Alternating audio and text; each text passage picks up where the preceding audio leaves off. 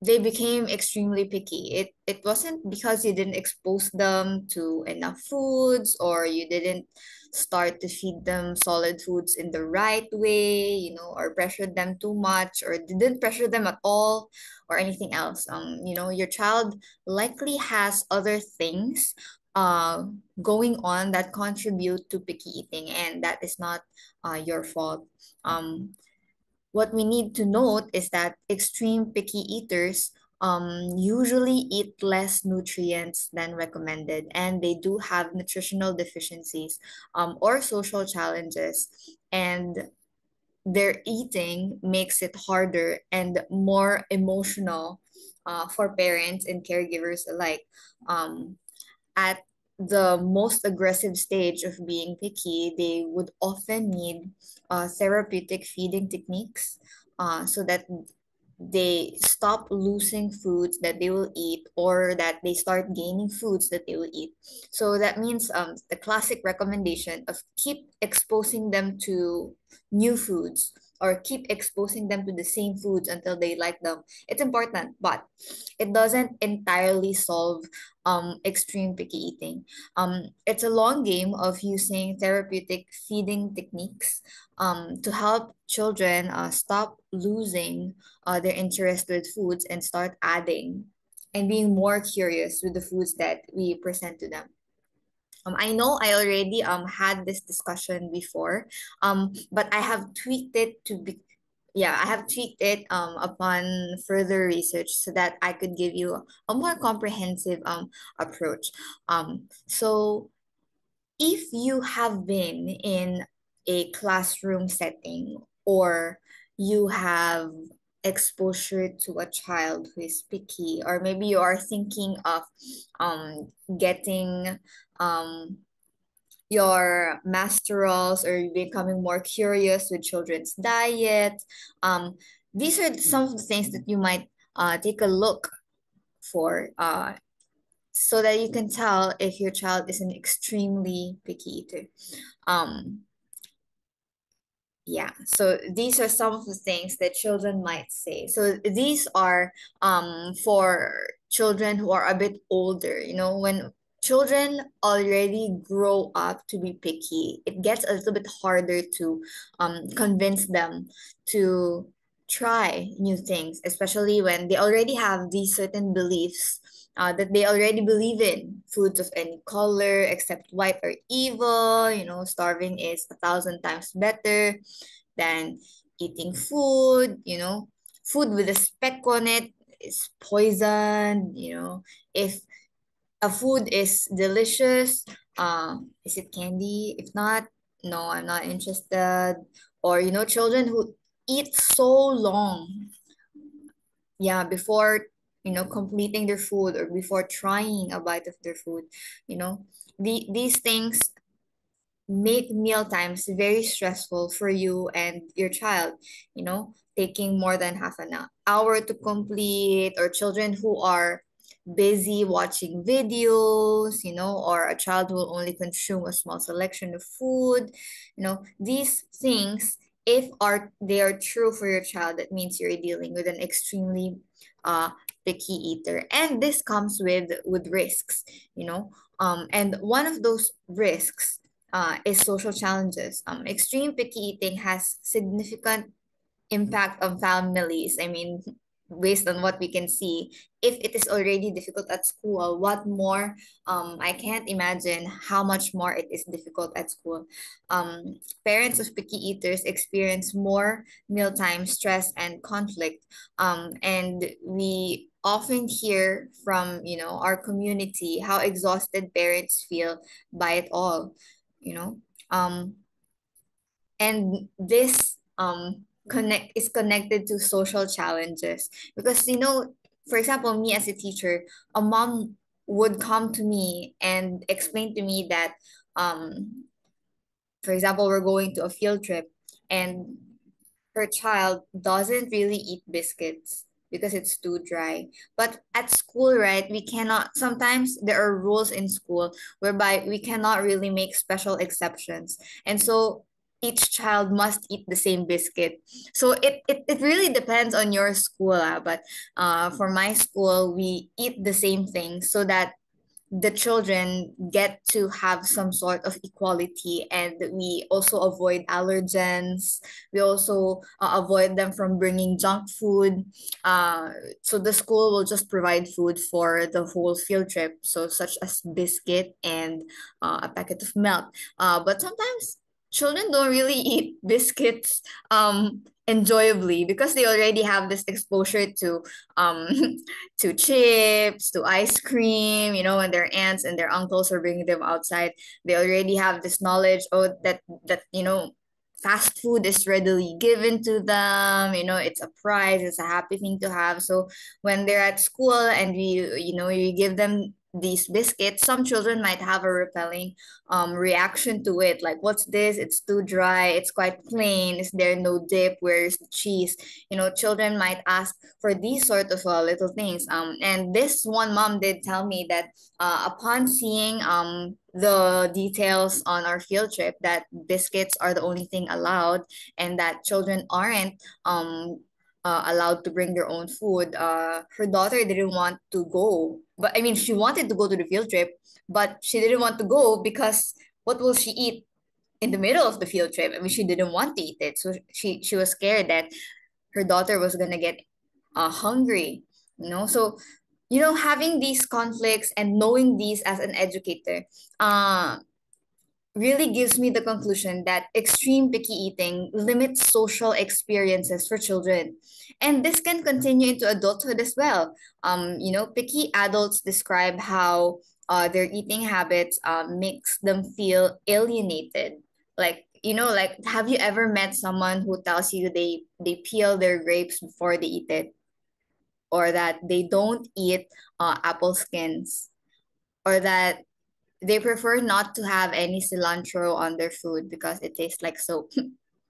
These little things. It usually starts from when you're young, when you don't have exposure to it, or that if your parents let you continue with these kinds of habits, and when you describe it to other people, sometimes they do tend to have these reactions. I mean, you can't really predict what other people might say. I mean, not other people might be not as accepting as the people that you grew up with. I mean, on top of it, there's so much pressure on you know, you as the consumer, or as the parent, or as the child. There's so much pressure. So there may be judgment, from friends and relatives. What are you teaching your children? Are you not being active in your home? So these are the social challenges that might show up when you are dealing with a picky eater. Your relatives' feelings may be hurt, when your child isn't willing to eat the dinner that they prepared. All of the parents that I've worked with and I know how hard you are working, how hard parents are working, how hard teachers are working. But unless we try to do a different thing about it, we are often left with judgmental and subtle snide comments. So yeah, that's one of the risks of having an extremely picky eater. Another is nutritional challenges, because children who are picky eaters, like, tend to reach for a certain kind of food. For example, a child might like only starches, carbohydrates, like only breads and rice, or a child might only like milk. Picky eating results in impaired nutrition intake, especially for children who are very persistent in their picky eating.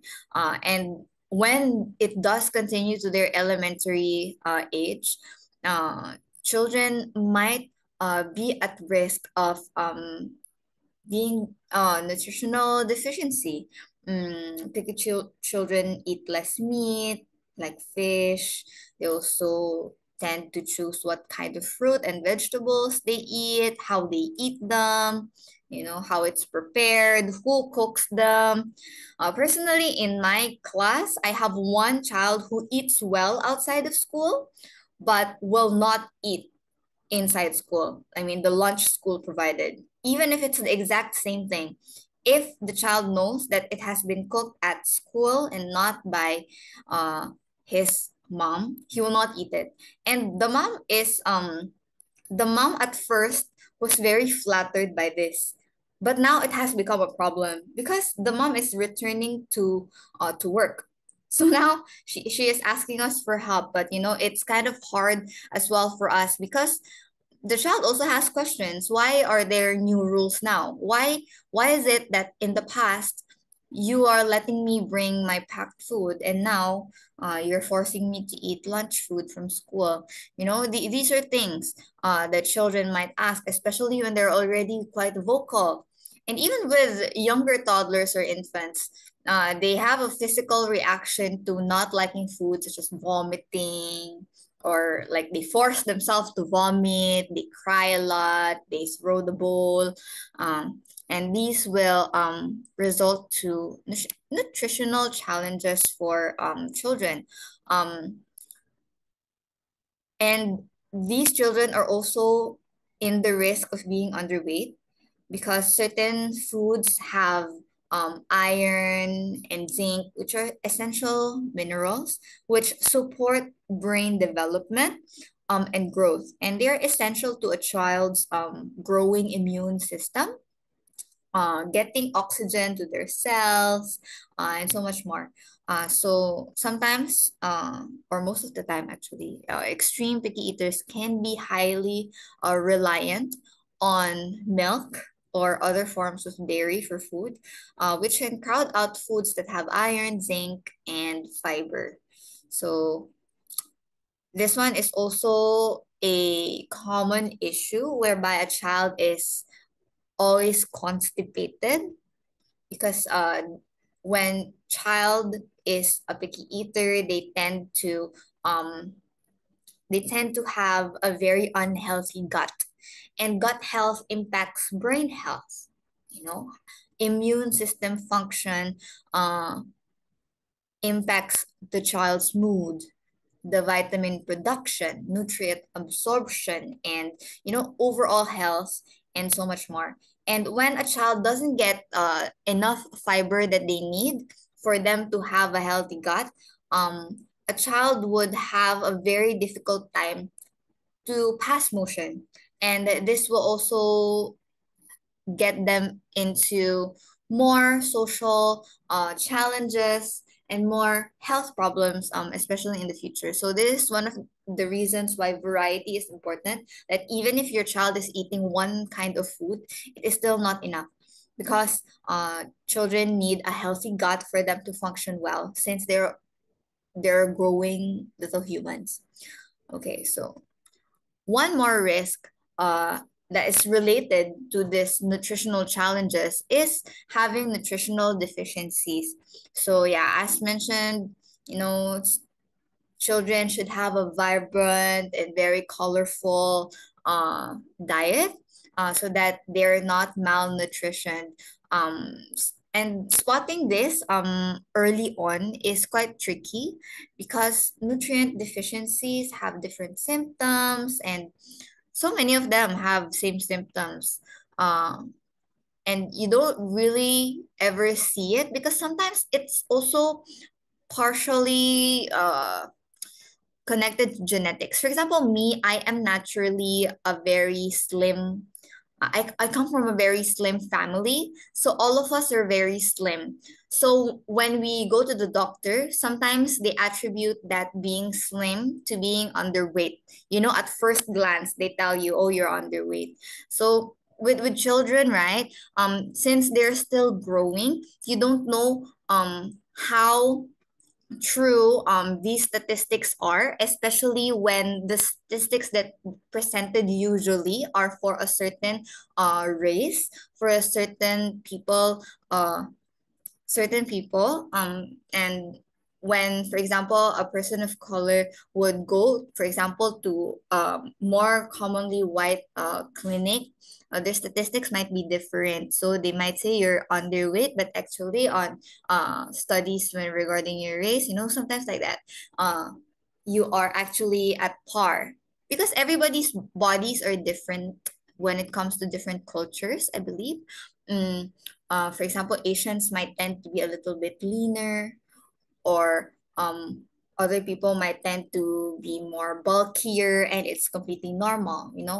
And I find that some of the statistics that we have, even now, did you know that BMI has been proven very recently that it's not very accurate, and it's only accurate for people who are white. So they're already looking into that, because if we're basing ourselves to that standard, it's not really accurate.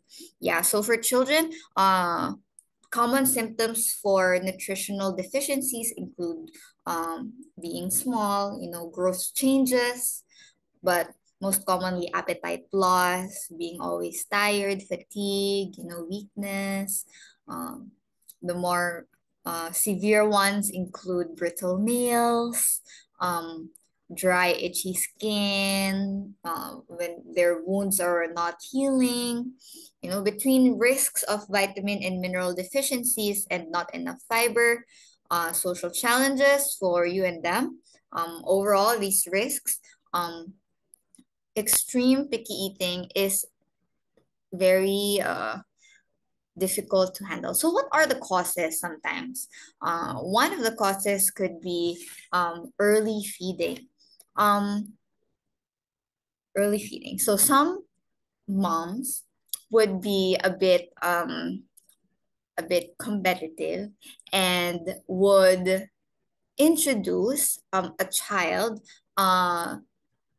foods that haven't acclimated to their sense of taste. So, for example, when a child is still young and you are introducing them to, say, sour things, you don't immediately give them, for example, um, hmm, like a pickle. You don't give them a pickle immediately. They will become so shocked. I mean, from milk, pickle. The difference in those two tastes, right? So what I suggest as an educator is that if you want to introduce like very strong flavors to a child, you might want to wash it off with water first. You wash it off with water first, even with things that would usually taste good. For example, cookie butter. Cookie butter is very nice, but for some children, it can be a sensorial nightmare, because imagine milk, smooth, it's very silky. Cookie butter, it's very sticky. It sticks to the roof of your mouth. Sometimes you cannot breathe. Children can be more dramatic than that. So when when you want to let them try things with different consistency as a baby, like 6 months, 7 months, you water it down first so that they don't get surprised. Because different little humans have different reactions to certain stimuli, and what might help them be more accepting of these new foods is for us to water it down first before giving them the actual thing. Because these fruits and these things also, even if they are the same, one apple is not entirely the same as another apple. One apple might be sweet and crispy, while another apple might be sour and a little more mushy. So, it's still the same fruit, but it's different. So the way we introduce is by watering it down first. Mm. Another might be, so aside from early, contradictory to that, if we introduce foods quite late, a child might also feel that it's too new of a concept. This is not what food is to me. My food is like this before. What is this new thing? So when your child is already beginning to accept the foods that you have been introducing to them, you might want to try different varieties that include different culture so that they're also aware. They also get to smell. They also get to touch. I mean, not immediately you need to feed them like, okay, this is a brand new food, you go try it. Some people, some children might not be very receptive to that. But, when you expose them to like when you're in the market or in the grocery, usually there would be like free tastes, or usually when you're in a flea market, when you're in a wet market, include your child in grocery shopping so that they're also curious. What's that thing? We don't have that at home. What's this vegetable? We don't usually buy this. And it also gives you a chance to reflect as a parent. No, why do I not buy this? Oh, it's because I don't like it. I've never eaten it since I was a child. Why? Our habits also greatly influence our children's habits. And when our child or our children are curious about what we put in our grocery bags, it also makes us rethink the choices that we have. We've been planning this whole meal set since they were young. Suddenly now they're more talkative, more curious. They get to ask you questions. Yeah, so late exposure also is a cause of being a picky eater. When it comes to the introduction of allergens, though, the year that it is recommended to start testing for allergens is around a year and a half, and parents must do it nearby a hospital. I mean, I'm not exaggerating, but you never know if your child is actually allergic to any of these allergens, like egg, fish, peanut, most especially if your child is trying peanut butter for the first time.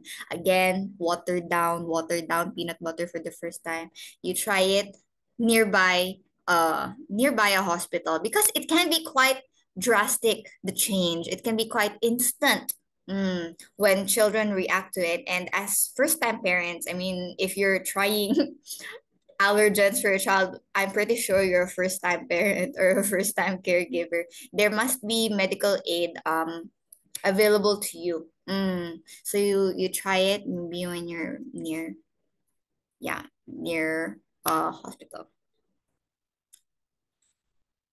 Moving on. Yeah, these acidic foods, yeah, I forgot to say, may cause a harmless rash because children's skin are quite sensitive. So when they do bite into these things, they get it all over their mouth and it might be red for a while. You might mistake it for an allergy, but actually it's just acidic. That's why I also told, I mean, as I mentioned a while ago, we try to water down foods so that we can see if a child is actually having an adverse reaction to it, or it's just because it's acidic, like lemon, lime, orange, pineapple. Their caregivers or parent selectiveness. Yeah, so you must also like reflect on our like choices when it comes to food prep at home.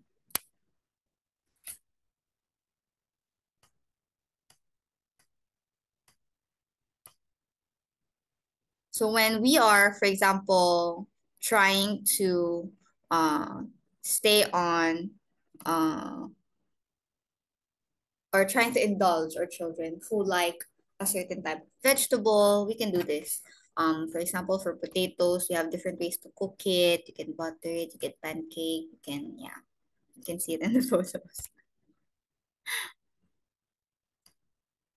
And lastly, when a child has pressure to eat, they will most likely be picky because they have some children also indulge in that attention that they receive when it comes to meal times. Maybe mealtime is the only time mommy or daddy is focused on baby, and when they do get that attention, they try to uh, do it some more until it becomes a habit, until it becomes the reality. So try to spend time with your children outside of meal times.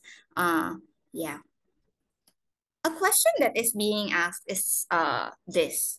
Will a child ever outgrow picky eating? Well, in this fast-paced society, it's hard to imagine adding something to the mental load, like thinking about picky eating, especially if there is possibility that children might just outgrow it. But there's also a cost to treating picky eating and a mental effort such as a new shopping list, um and things like that. At the same time, you want your child to get the nutrition that they need to thrive. And you may also want to have more peaceful meals to bond with your child and to stop being exhausted. The truth is, most pediatricians would say, wait and see, you know. But this often leads to a long waiting period whereby a child would just eventually become an extremely picky eater. And, sometimes our children are already there. While some children do outgrow picky eating, um, some the longer and more wait time we let them have, the more likelihood that they continue to be picky into adulthood and experience the risks that we talked about earlier, such as nutritional challenges, social challenges, deficiencies. Uh, but for children who outgrow it, there's no really timeline. They could be extremely picky throughout all of their childhood, but when they're adults already, they start becoming more adventurous. So, as the children's main caregivers, if we have the capacity to address um, our child's eating, we should do it as soon as possible. Because while children do outgrow it, the window of outgrowing it becomes smaller and smaller as they become older. So the younger your child is now, the more progress that they are likely to have when you start doing this therapy and these things to kind of like fix or redirect their picky eating. So these are some of the supports that you may need. So sequential activities. So these are activities that you do so that a child will have more tolerance to certain sensorial outputs for like food, like mushy food, crispy food, food that have dust, food that have certain smells, food that must be eaten cold, must be eaten hot. These different sensorial things. Children must have activities to expand it. So for example, for food that are quite pungent, what can you do? Maybe you can try doing in the grocery. It can start in the grocery. You can smell the different things that are on the racks. You can smell eggplants. You don't really tell your child, okay, you smell this, but you model it yourself. When you're picking out the apples that you want to take, you smell it first. This smells good. And you won't really know, but when you're not looking, your child will be touching the different fruits on that aisle and will be smelling it as well. So that's one thing. That's one strategy that you can do, because some children often imitate what adults do. So you may want to look up other sequential activities that you think is more suitable for your child. Secondly, anxiety reducing language. So we don't really force our children to eat or to say that something is yummy. For picky eaters, we don't ask them, is it good? We don't ask them, do you find it yummy? We focus on the texture. We focus on the taste. So is it crispy today? Is the asparagus mushy today? Was the potato a little bit salty? Did the potato have taste at all? You have to focus on the experience rather than how they feel about the food. Because of course, you know it. They will say, I don't like it. They will say it tastes weird. No, so we don't encourage children using that kind of language. Instead, we redirect them so that they have other things to focus on: texture, texture, smells, the temperature. Yeah, so this also will expand the number of foods that they will eat because it will expand their tolerance. So these two things will expand your child's tolerance. Um, and when you're already out of wits and you feel that your child is already falling sick more, or getting compared with their peers, and you feel like you should be doing something more, you can also reach for nutrition assessment. If your school doesn't have it, maybe your pediatrician has it. There's a lot of dietitians available on the internet. Maybe if you don't have the capacity to bring them to a professional yet, there's a lot of free resources on the wait, maybe I will put one in the chat. I'll put this free resource for you. Maybe you can maybe you can take a look at it if you need it, or if a parent is looking for it, you can send them this file. Maybe you can browse through it too. It's very yeah, there. I like this website. It's a website from licensed dietitians, and they have plenty of guides to children who are very picky. From being slightly picky to being very picky. So you can browse through the website. It's very nice. I like it. Oh, I think they also have it on Instagram. If you're more of that kind of browser, you want to have more digestible content, I think they're also on Instagram. Yeah. But I don't think we're Gen Z enough to do TikTok. Even I'm not on TikTok. But I think they are too though. I mean, if you are curious, maybe they are. I mean, maybe you can take a look for yourself. Um, so for picky children, these are the things that you might want to do. One is to set a routine.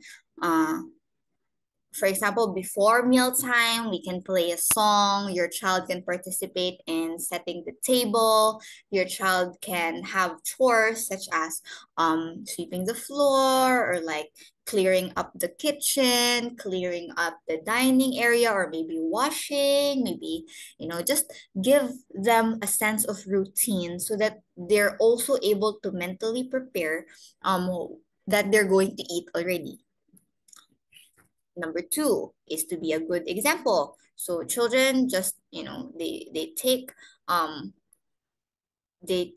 us as models. So if we often snack at home, like, oh, I'll just make I'll air fry some fries in between meal times. And then at mealtime, you're not really hungry because you already ate in between breakfast and lunch. You already ate fries. Your child would also have that kind of habit when they grow out. I mean, grow up, when they move out of your house. They also have that kind of habit because, oh, my daddy used to do this, my mom used to do this. So, you allow your child to self-feed as you eat, but also at the same time eat healthy foods as well. Model good habits in the dining area, focusing on eating, using utensils, using hands, what do with plates afterwards. We model how to behave if we don't like a food, so that we can already try to practice them how to react to a certain food that they don't like when we're outside. So for example, you're going to a family event, and one of your grandmas are cooking. So you already know what grandma's special is. Maybe you want to try a version of it at home. Maybe your child hasn't really been introduced to peas and carrots and corn, So maybe you can try to introduce that little by little, and then you see the reaction. When they do have this negative reaction, you try to let them know what is appropriate for your family, how to react in these kinds of situations. Is it your child is welcome to give it to mom? Is your child allowed to say no thank you? It really depends on your rules in your household, because I can't really tell you what being good is, because we have different cultures, we have different rules inside the home. So you be a good example to your child, so that your child can also know, or can already expect what might happen if they do this kind of thing. Next is that the child should have no screen time and other distractions during meal times. I fear that this has become more difficult, especially for new parents. That I always have feedback that in the restaurant, when they've ordered food, the child seems to be impatient and they just don't want to deal with it. They're also quite tired from work, and they do give screen time and other distractions. But this also limits your child from enjoying the food experience. I mean, eating is an experience of its own. It has its sensorial inputs, because you taste it, you feel it, you smell it. So if your child has screens while they're eating, they won't really savor all those flavors, and they might not know what they actually want. And as a parent, lastly, we trust when our child says they're full. Sometimes we're scared that they're lacking like the amount of food that they should be eating. But we should also let our child know what full really means, because some children might say they're full, but actually they're tired from chewing. Or some children might say they're already finished with their food, when actually they just don't want to peel the shrimp by themselves. All these tiny things. So if your child says they're full, you're full. If they're hungry, they're going to ask you for more. Don't worry. Your child will always ask you for more food. If they're hungry an hour later, you will know it, because they will ask for food, or you will hear wrappers in the kitchen already. So trust when your child says that they've eaten enough food already. These are the things that we should avoid for children, especially when they've already developed this habit of being picky. Force feeding, random snacking, bribery. If you eat this vegetable, I'll buy you ice cream. Then each mealtime you must buy ice cream, because each mealtime must have vegetables. Each meal of a child should have a quarter of meat, a quarter of carbs, and a half portion of vegetables. So that's the suggested amount. So if they eat that, that half portion of vegetables, then that means every day you must have ice cream, or else you are not following the the thing that you promised, which makes you a bad person in their eyes. So don't do bribery. It's not going to work in the long run. You will have more stressful and more bigger bribes to give. I mean, what if ice cream doesn't work anymore? They're going to have more ideas, especially when they grow older. As I said a while ago, please do not ask your child if they like it. You can focus on the experience itself. Okay, moving on. Did you know that being picky when it comes to eating can be actually caused by medical issues, uh, oral motor difficulties, sensory issues, behavior, or a combination of the above? One of those things include food neophobia and anxiety. So food neophobia is the fear of trying out new foods. Wow, didn't you know? I didn't know that before this. That trying new foods is actually a phobia. So a phobia is different from just not wanting to try. It's already having that physical reaction to trying food. So anxiety plays a large part in this aspect of picky eating. And kids with anxiety, they often notice the tiny differences in food. Even if it's the same fruit, for example, a blueberry, not all blueberries is in the same batch taste 100% identical. The blueberries in one single bowl would have different flavors sometimes. They all taste like blueberries, of course, to us as adults, but for a child who is still learning the different tastes of food, they would notice how crunchy it is, if it bursts in their mouth, if it's too mushy, if if the dust is still there, if it's fragrant, if it's not, having new food or the same food in a different setting put in front of them may feel to them like what it would feel to you if someone put a bug on your plate. Like they would be so panicky. So if your child has ever cried when trying a specific new food, um, maybe neophobia has a role. Most picky eaters have some form of anxiety related to food, whether it's how the food feels, if the food is new, how they think it might taste, because it's always different.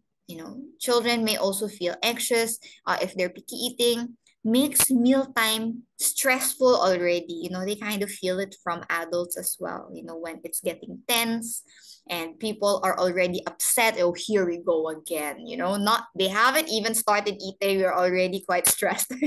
So children will get anxious with this because they notice all the tiny differences with our reactions with foods, and they will know. Some children do know if you buy a different brand of bread, a different brand of hot dogs. Did you know in the Philippines we have this like slogan of like sausages? It says kids can tell because they can actually do they can actually do tell the differences between different brands, because they're more aware of it.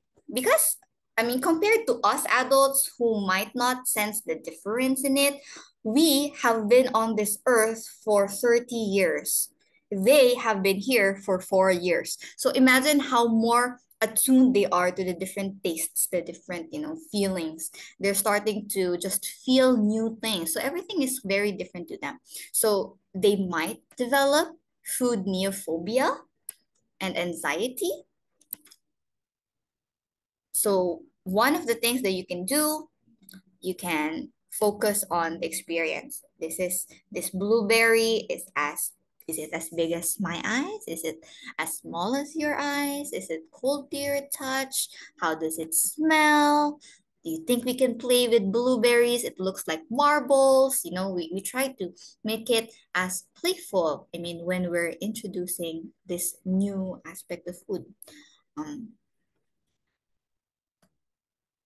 So it's important that it's an experience that they can already replicate by themselves without your assistance in the future. You try to prompt them with like sentences. It smells sour. Mine smells sour. Does yours smell sour? You try to bite it. Oh, mine burst in my mouth. Is yours gonna burst too? Oh, try to press it on your lip first. If you don't want to put it inside your mouth, you feel it under your chin. You feel it on your lip. Put your tongue on it. Does it feel any different? Oh, I accidentally bit mine. Did you accidentally bite yours too? Yeah, so you try to make it more playful. You try to make it seem like they're not like required, even if they are. You try to make it seem like they're not required, as if it's just an exploration time for you and the child. So one of the other things that may happen is anorexia. So for children, this is not the anorexia we have as adults, that they refuse to eat. Uh, this is loss of appetite. So a child is just not hungry. So you may not understand why. It may be related to constipation, as I told you before. If they're not getting enough fiber, they will feel some sort of fullness, which is being bloated, and they might confuse that with being full or not being hungry. So this lack of ability to feel hunger cues and extra feeling of fullness will also let them not want to eat food, not interested in eating food. So when a child doesn't have an appetite, it's it's quite hard to get them excited to eat anything because they're not hungry. So let alone foods that they don't really like. So what picky eaters with this kind of anorexia need is to have a nutritional analysis to identify potential deficiencies that may have, if they need to be on medication, strategies that increase awareness and tolerance uh, of, of feelings of hunger and fullness, feeding practices. Yeah. Next, I'm trying to zoom as fast as I can because I feel like there might be a question. There's also RFID, which is avoidant restrictive feeding intake disorder. So this one I haven't heard of before. I don't know if you have yet, but with ARFID, a child's life is significantly impacted by their eating. It can be caused by lack of appetite, sensory sensitivity, or anxiety of what will happen. Like, is it gonna poison me? Am I going to choke? Whatever the reason, they may lose weight or fail to gain an expected amount of weight for their percentile, or have a serious nutritional deficiency and be dependent on supplements, which may have a significant negative effect on their functioning may it be their physical or psychosocial functioning. There will be an effect if a child already has developed ORFID. And lastly, neurodivergent kids are actually more likely to be picky eaters. It may show up as appetite loss, anxiety, sensory sensitivity, and they may have picky eating that is more extensive to children with ORFID. So it may show up as being distracted, that they can't concentrate on a meal, or that they aren't willing to sit long enough to eat. They may fixate on specific foods and burn out on them, or like stop eating them entirely. They may not be able to get enough stimulation from a meal to regulate themselves. Children with ADHD, ASD, they typically are more prone to being distracted. So if a food is somewhat boring to them, they may start standing up, walking around. Yeah, but on the opposite side, they may also get too much stimulation from the mealtime experience and become dysregulated. That's why they're standing up and moving around. So you might want to consult with your doctor. And yeah, I think that's about it from the risks that it takes. I mean, the risks that we have from having children who are picky eater, to the causes, what we can do, even down to the health related problems that occur or might be causing your child's picky eating.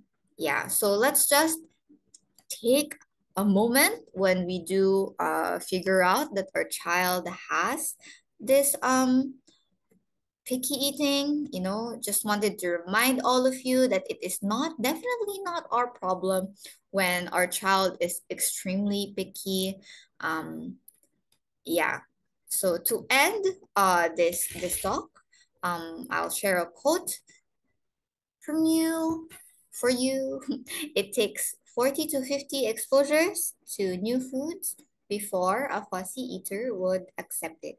So it can be quite stressful. Yes. So you just slow down for a moment there. You don't have to put it on the calendar and schedule it all the time.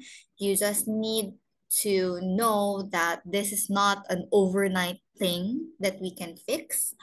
This is not a thing that can fix itself within a month.